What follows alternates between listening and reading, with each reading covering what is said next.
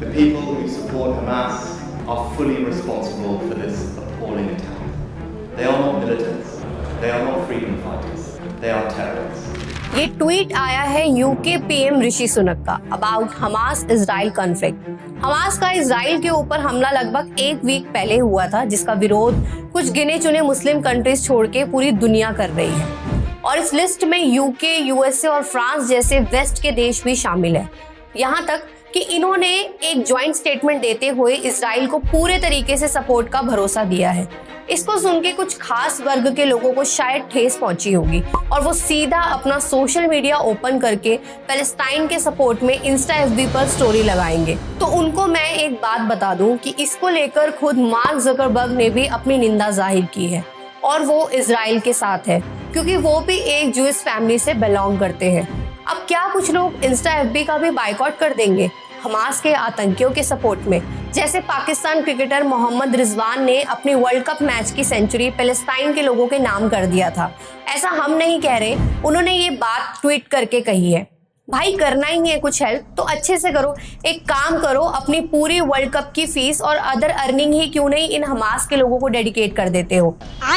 इस एक ट्वीट से भला होगा भी क्या, एक मूंगफली तक इससे नहीं आएगी। बात तो सही है। यहाँ पर ये बात समझने वाली है कि इजराइल का ये युद्ध पैलेस्टाइन के लोगों के खिलाफ नहीं है, हमास में रह के आतंकवाद फैलाने वाले आतंकवादियों से है, जिन्होंने छोटे छोटे बच्चों तक को नहीं छोड़ा। लेकिन ये छोटी सी बात हमारे कुछ देशभक्तों को समझ नहीं आ रही। स्पाइडरमैन फिल्म का कोट है, with great power lies great responsibility. दोनों साइडों को देखो, किस साइड के पास ज्यादा पावर है, बड़ा ऑब्वियस है।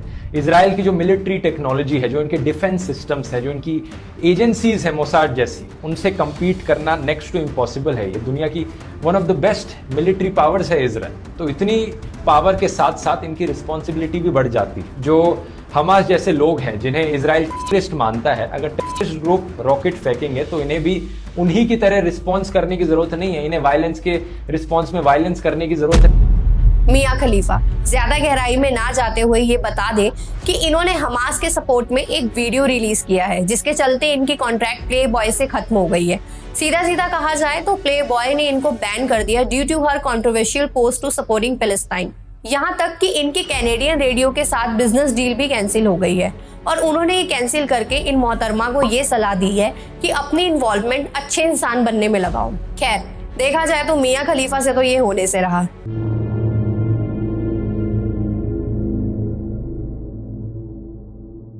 अब बात करते हैं इस पूरी घटना के बारे में। 7 अक्टूबर को हमास के ग्रुप ने 3000 रॉकेट्स एक साथ दागे थे इजराइल के ऊपर, वो भी सिर्फ 20 मिनट के अंदर।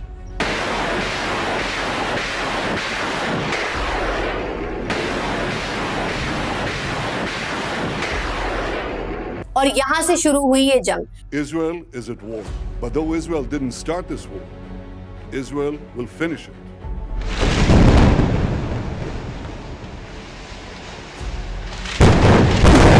उसके जवाब में जब इजराइल ने जवाबी हमला करते हुए गाजा पट्टी का हाल कुछ ऐसे से ऐसा कर दिया,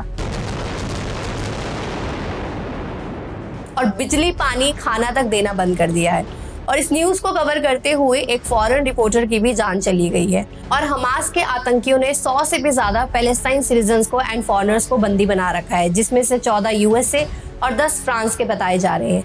एक्चुअल नंबर्स अभी तक किसी को पता नहीं।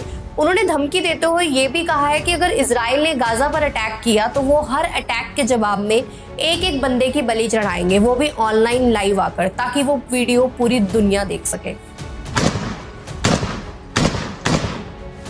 अभी इनको सपोर्ट करने वाले जरा खुद एक बार विचार करें।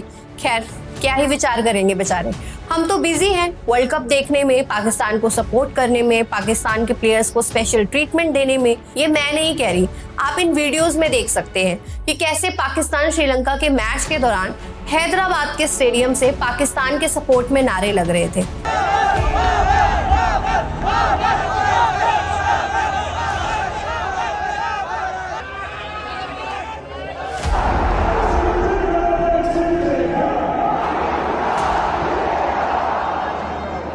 बहुत खुश हो गया मेरा दिल आज, जो चेजिंग करी ना पाकिस्तान आज श्रीलंका पे, अल्हम्दुलिल्लाह आज तक मैं ऐसी चेजिंग नहीं देखा पाकिस्तान पे। और ये हैदराबाद में भी उपल स्टेडियम में जो आज तक कोई चेजिंग नहीं हुआ, ये रिकॉर्ड है ये। अगर इतना ही क्रिकेट का सपोर्ट करना है तो श्रीलंका के सपोर्ट में कोई क्यों नहीं बोलता, जबकि श्रीलंका ने हमारे किसी भी एक इंडियन सैनिक को नहीं मारा और ना ही हमारे देश पर कभी कोई 26/11 जैसा अटैक किया है। तो क्या हम एक क्रिकेट मैच के आड़े में आकर ये सब भूल जाएं कि पाकिस्तानियों ने हमारे जवानों के साथ क्या क्या किया है? क्या हम 2001 का पार्लियामेंट अटैक भूल जाएं 2008 का ताज अटैक, या भूल जाएं 2016 का उरी अटैक, या फिर 2019 का पुलवामा अटैक? इन सब के बाद भी कुछ लोग मियाँ भाई हमारे मियाँ भाई करते दिख रहे हैं। तीन के साथ खड़े हैं, क्यों खड़े हैं? हमारे मियाँ भाई है, हमारे मुसलमान है। It began Saturday morning with a massive rocket barrage from Gaza striking across Israel. In the early hours of Saturday, October 7th, Israelis in the south of the country huddled in basements and bomb shelters. आपको बता दें कि 7 अक्टूबर से लेकर अब तक लगभग 1200 लोग मरे हैं इजराइल में, जिसमें बच्चे और महिलाएं भी शामिल हैं। 2800 से ज्यादा लोग घायल हैं। वहीं दूसरी तरफ 1055 लोग हमास की साइड से भी मारे गए हैं और 5183 फिलिस्तीनी लोग इंजर्ड हैं due to Hamas Israel conflict. Hostilities have broken out between Israel and Palestine. Tensions between Hamas and Israel exploded on a major Jewish holiday. And an unprecedented barrage of rocket fire by the Hamas militant group into Israel.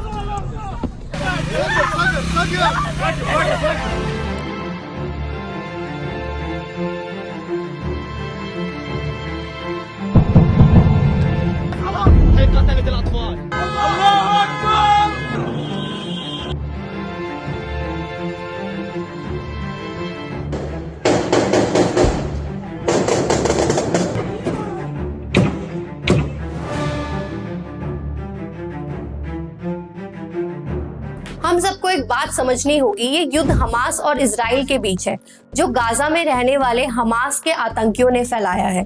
Israel और Palestine के बीच नहीं है। Hamas एक आतंकवादी group का नाम है जो 1987 में शेख अहमद यासीन के द्वारा बनाया गया था और ये लोग गाजा स्ट्रिप में रहते हैं और इनको फंडिंग इराक से मिलती है और इन्होंने खुद 2 लाख से ज्यादा पैलेस्टाइन के लोगों को बंदी बना रखा है गाजा पट्टी के अंदर कई सालों से एंड विक्टिम कार्ड खेलकर इजराइल से ही खाना पानी बिजली ले रहे हैं। इन्होंने अपना हेडक्वार्टर गाजा के सबसे बड़े हॉस्पिटल अल शिफा हॉस्पिटल में बना रखा है और यहाँ से ही इस अटैक को अंजाम भी दिया जा रहा था।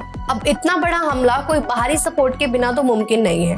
इजराइल के प्राइम मिनिस्टर बेंजामिन नेतन्याहू ने खुद पैलेस्टाइनियंस को गाजा छोड़ने के लिए रिक्वेस्ट किया है और अपनी आर्मी को खुली छूट देते हुए कहा है कि हमास को हमेशा के लिए मिट्टी में मिला दे।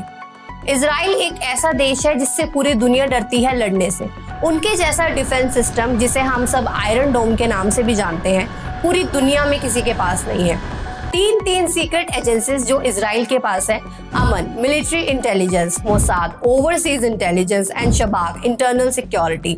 और इन 3 सीक्रेट एजेंसीज के होते हुए भी इतना बड़ा टेररिस्ट अटैक हो गया और इनको भनक तक नहीं लगी। ये बात अपने आप में कई सवाल खड़े करती है। फिलहाल इस बारे में हम किसी अलग वीडियो में बात करेंगे। इन सब के बीच पैलेस्टीनियन ग्रुप एंड हमास के टॉप लीडर इस्माइल हैनिया कतर में जाकर बैठा हुआ है। डर के मारे नहीं, वहीं से आगे की प्लानिंग कर रहा है।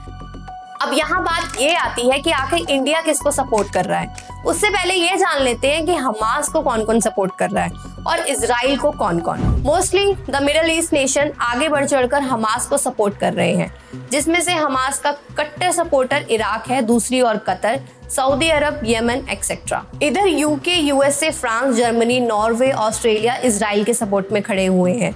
यूएसए ने तो अपना सबसे बड़ा जंगी जहाज इजराइल के समुद्री तट पर खड़ा करके रखा हुआ है इजराइल के सपोर्ट में। अब मंगलवार यानी कि 10 अक्टूबर को पीएम नरेंद्र मोदी ने इजराइल के पीएम बेंजामिन नेतन्याहू से बात करके ये कहा है कि इंडिया इजराइल के साथ है, हाथ से हाथ मिलाकर खड़ा है एंड इक्वली और हर तरीके से टेररिज्म के विरुद्ध खड़ा है। और हम सब तो जानते ही हैं इंडिया और इजराइल के फ्रेंडशिप और स्ट्रॉन्ग बॉन्ड के बारे में, जो इंदिरा गांधी के वक्त से लेकर अब मोदी तक कायम है। आपको बता दें कि इंडिया और इजराइल के रिलेशनशिप बस पॉलिटिकल नहीं है, हम डिफेंस एंड टूरिज्म में भी साथ हैं। और इस कॉन्फ्लिक्ट के दौरान इजराइल ने वादा किया था कि इंडियन सिटीजन्स को सेफली निकलने में हेल्प करेंगे। अब आते हैं इस वीडियो के कंक्लूजन पे। अब युद्ध होता है, नुकसान आम लोगों को ही झेलना पड़ता है, मार काट दोनों तरफ होती है। इन सब के बीच हमें ये जान लेना जरूरी है कि टेररिज्म का कोई जाति, धर्म या मजहब नहीं होता। ये अपने फायदे के लिए किसी को भी मार सकते हैं, चाहे वो बच्चे हो, औरतें हो या पेट में पलने वाला कोई मासूम ही क्यों ना हो।